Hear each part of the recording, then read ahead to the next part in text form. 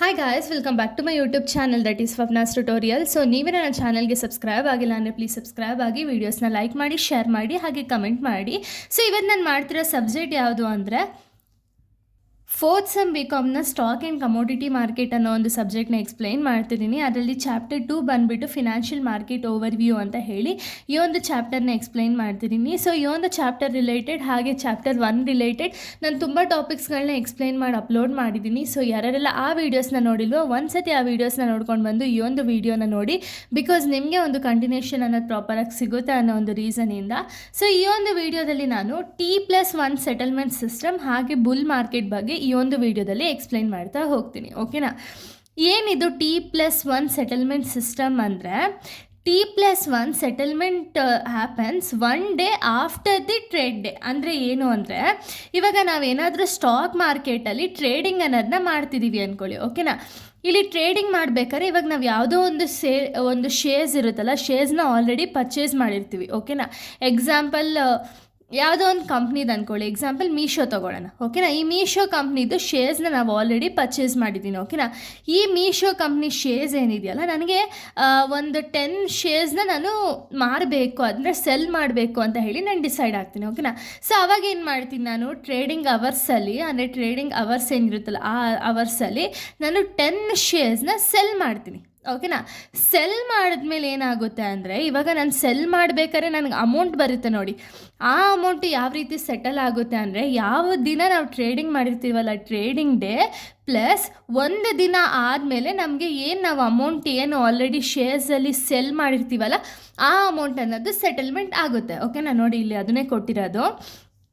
T+1 means settlement happens 1 day after the trading day. ಅಂದರೆ ಏನು, trade ಆದಮೇಲೆ next 1 day ಆದಮೇಲೆ ನಮಗೆ ಸೆಟಲ್ಮೆಂಟ್ ಅನ್ನೋದು ಆಗುತ್ತೆ. ಓಕೆನಾ?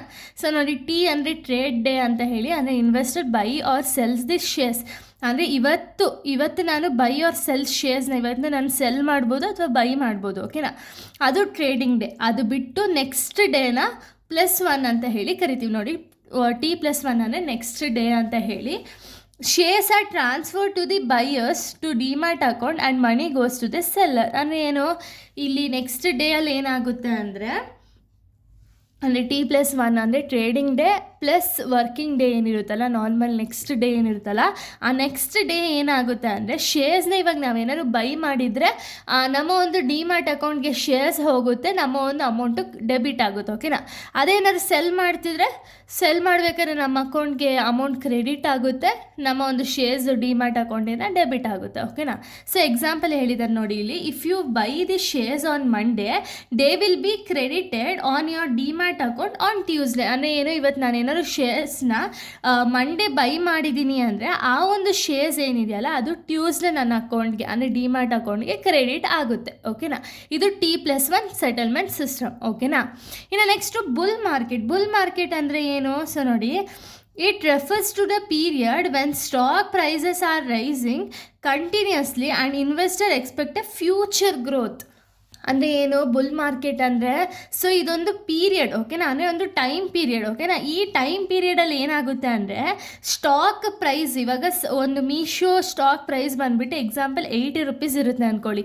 ಈ 80 ರೂಪೀಸ್ ಏನಾಗುತ್ತೆ ಅಂದರೆ ಕಂಟಿನ್ಯೂಸ್ ಆಗಿ ಹೈ ಆಗ್ತಾ ಹೋಗುತ್ತೆ. ಎಕ್ಸಾಂಪಲ್ ಈ 80 ರೂಪೀಸ್ 150 ರೂಪೀಸ್ ಆಯಿತು ಅಂದ್ಕೊಳ್ಳಿ. ಓಕೆನಾ? ಆವಾಗ ಏನಾಗುತ್ತೆ, ಎಷ್ಟೊಂದು ಜನ ಇದನ್ನು ಬೈ ಮಾಡ್ತಾರೆ, ಅಂದರೆ ಇನ್ವೆಸ್ಟರ್ಸು ಬೈ ಮಾಡ್ತಾರೆ. ಯಾಕೆ, ಫ್ಯೂಚರಲ್ಲಿ ಇನ್ನೂ ಗ್ರೋತ್ ಆಗ್ಬೋದು ಅನ್ನೋ ಒಂದು ಚಾನ್ಸಸ್ ಇರುತ್ತೆ ಅಂತ ಹೇಳಿ. ಓಕೆನಾ? ಅದೇ ಇವಾಗ ಡೈಲಿ ಇವಾಗ 80 ರೂಪೀಸ್ ಇದ್ದಿದ್ದು 81, 82, 85, 83 ಈ ರೀತಿ ಇನ್ಕ್ರೀಸ್ ಆಗ್ತಿದ್ದು ಅಂದರೆ ಇವಾಗ ಗೊತ್ತಾಗುತ್ತೆ ಇನ್ವೆಸ್ಟರ್ಸ್ಗೆ ಅಲ್ವಾ. ಮೇ ಬಿ ಇದು ಜಾಸ್ತಿ ಫ್ಯೂಚರಲ್ಲಿ ಇನ್ನೂ ಜಾಸ್ತಿ ಆಗ್ಬೋದು, 150 ಅಲ್ಲ 150 ಮೇಲೆ ಆಗಬಹುದು ಅನ್ನೋ ಒಂದು ಅಸಂಪ್ಷನ್ ಬೇಸಿಸ್ ಮೇಲೆ ಇವರು ಬೈ ಅನ್ನೋದನ್ನ ಮಾಡ್ತಾರೆ. ಓಕೆನಾ? ಅದು ಬುಲ್ ಮಾರ್ಕೆಟು. ಎಕ್ಸಾಂಪಲ್ ನೋಡಿ, when a market index like Nifty 50 ಅಥವಾ Sensex increases it indicates a bull market. ಅಂದರೆ ಏನು, ಇವಾಗ ನಿಮಗೆ ಸ್ಟಾಕ್ ಮಾರ್ಕೆಟ್ ಅಕೌಂಟ್ ನಿಮ್ಮ ಹತ್ರ ಏನಾದ್ರು ಇತ್ತು ಅಂದರೆ ಅವಾಗ ನಿಮಗೆ ಗೊತ್ತಾಗುತ್ತೆ. ಎಕ್ಸಾಂಪಲ್ ಸ್ಟಾಕ್ ಮಾರ್ಕೆಟದು ನಿಮಗೆ ಗ್ರೋ ಆ್ಯಪ್ ಆಗಿರ್ಬೋದು ಅಥವಾ ಏಂಜಲ್ ಒನ್ ಆಗಿರ್ಬೋದು, ಈ ರೀತಿ ಆ್ಯಪ್ಸ್ ಇರುತ್ತಲ್ಲ. ಸೊ ಅದರಲ್ಲಿ ನಿಮಗೆ ನಿಫ್ಟಿ 50 ಆಗಿರ್ಬೋದು, ಸೆನ್ಸೆಕ್ಸ್ ಆಗಿರ್ಬೋದು, ಇದು ಡೀಟೇಲ್ಸ್ ಎಲ್ಲ ನೀವು ಅಲ್ಲಿ ನೋಡ್ಬೋದು. ಓಕೆನಾ? ಹೆಂಗೆ ಅಂದರೆ ಇಲ್ಲಿ ರೆಡ್ ಅಂದರೆ ರೆಡ್ಡಲ್ಲಿತ್ತು ಅಂದರೆ ಲಾಸಲ್ಲಿ ಐತೆ ಅಂತ, ಓಕೆನಾ. ಅದೇ ಗ್ರೀನಲ್ಲಿ ಇತ್ತು ಅಂದರೆ ಅದು ಪ್ರಾಫಿಟಲ್ಲಿ ಐತೆ ಅಂತ. ಆ ಬೇಸಿಸ್ ಮೇಲೂ ಕೂಡ ಇನ್ವೆಸ್ಟರ್ಸ್ ಏನು ಮಾಡ್ತಾರೆ ಅಂದರೆ ವೆದರ್ ಬೈ ಮಾಡಬೇಕಾ ಸೆಲ್ ಮಾಡಬೇಕಾ ಅಂತ ಹೇಳಿ ಅವರು ಅಲ್ಲಿ ಡಿಸೈಡ್ ಆಗ್ತಾರೆ, ಓಕೆನಾ. ಅದನ್ನು ಬುಲ್ ಮಾರ್ಕೆಟ್ ಅಂತೀವಿ.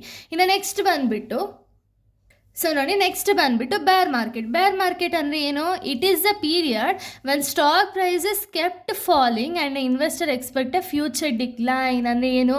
ಈಗ ನಾನು ಆಗಲೇ ಹೇಳ್ದಂಗೆ ನಿಫ್ಟಿ 50 ಆಗಿರ್ಬೋದು, ಸೆನ್ಸೆಕ್ಸ್ ಆಗಿರ್ಬೋದು, ಇದೇನಾದ್ರು ನೆಗೆಟಿವಲ್ಲಿ ಇತ್ತು ಅಂದರೆ ಇನ್ವೆಸ್ಟರ್ಸ್ಗೆ ಗೊತ್ತಾಗೋಗುತ್ತೆ, ಓಕೆ ಈ ಸ್ಟಾಕ್ ಪ್ರೈಸಸ್ ಅನ್ನೋದು ಇನ್ನೇನು ಫ್ಯೂಚರಲ್ಲಿ ಬಿದೋಗಬಹುದು ಅಂತ ಹೇಳಿಬಿಟ್ಟು ಅವ್ರು ಇನ್ವೆಸ್ಟ್ಮೆಂಟ್ ಮಾಡೋಕ್ಕೆ ಹೋಗಲ್ಲ. ಆದರೂ ಆ ಒಂದು ಬಿದೋಗೋ ಅಂಥ ಒಂದು ಚಾನ್ಸಸ್ ಏನಿದೆಯಲ್ಲ ಅದನ್ನು ನಾವು ಬೇರ್ ಮಾರ್ಕೆಟ್ ಅಂತ ಹೇಳಿ ಕರಿತೀವಿ, ಓಕೆನಾ.